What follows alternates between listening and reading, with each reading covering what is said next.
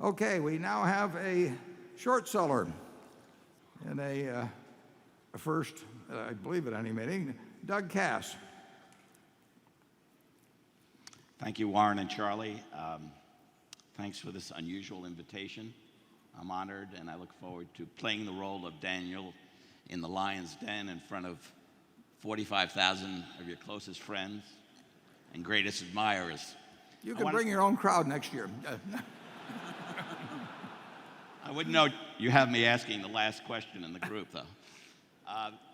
My first question is a follow-up to Carol Loomis's first question. Warren, it said that size matters. It does.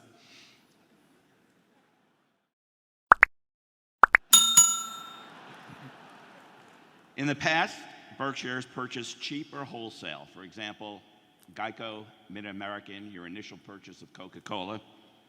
And arguably, your company has shifted to becoming a buyer of pricier and more mature businesses. For example, IBM, Burlington Northern, Heinz, and Lubrizol.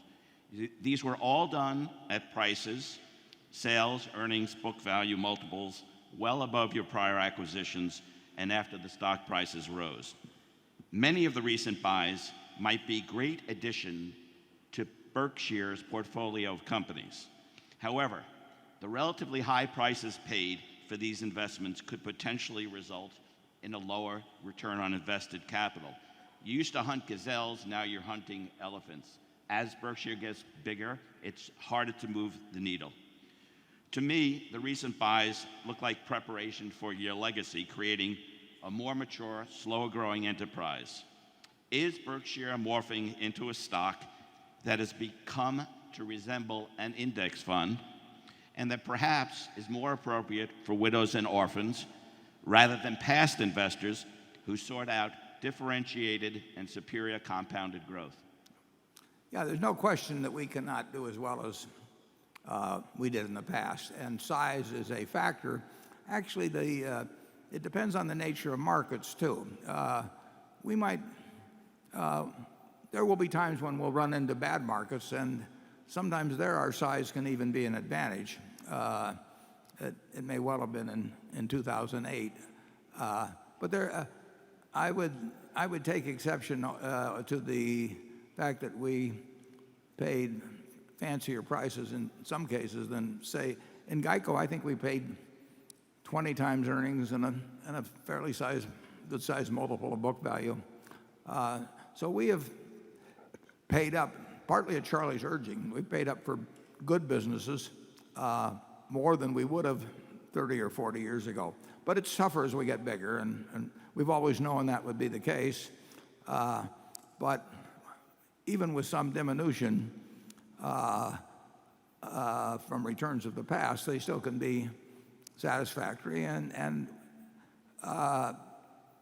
we are willing.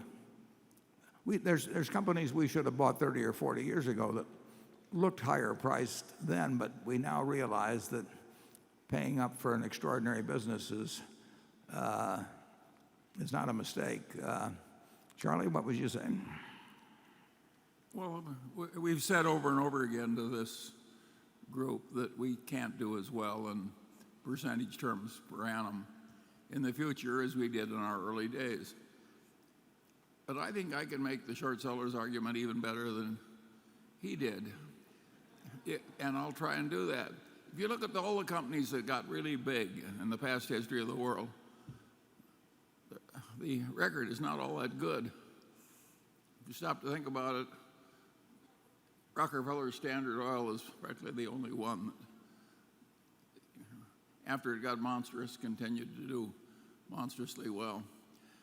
So when we think we're going to do pretty well in spite of getting very big, we're telling you we think we'll do a little better than the giants of the past. We think we've got a better system. We don't have a better system than writing up oil, but we have a better system than most other people. Yeah, in terms of the acquisitions we've made in the last 5 years, I think we feel pretty good about those, and overall, obviously including the Heinz. We are buying some very good businesses. We actually, as we pointed out, we own 8 different businesses that would each be on the Fortune 500 list if it was a separate company, and in a few months we'll own half of another one, so we'll have 8.5 in effect. Well, you haven't convinced me yet to sell the stock, Doug, but keep working.